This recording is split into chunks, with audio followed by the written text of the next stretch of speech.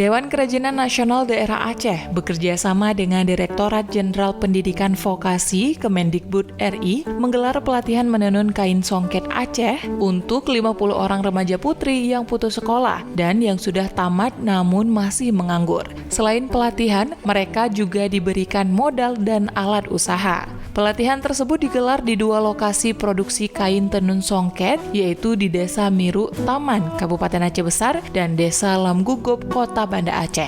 Penjabat Ketua Dekranasda Aceh Ayu Marzuki mengatakan, para peserta pelatihan tersebut sengaja dipilih dari kelompok anak muda karena para penenun songket Aceh yang aktif saat ini sudah berusia lanjut semuanya. Oleh sebab itu, para remaja putri itu dilatih agar memiliki keterampilan menenun sehingga kerajinan songket Aceh dapat terus lestari.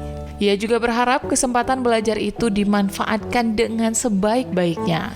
Songket Aceh ini sudah tampil beberapa kali di tingkat nasional, jadi peluang pasarnya juga sangat menjanjikan, kata Ayu. Lebih lanjut, ia berharap perajin tenun songket Aceh dapat terus berinovasi dalam melahirkan produknya. Ia juga memberikan catatan supaya kain songket Aceh lebih ringan sehingga makin nyaman saat dipakai.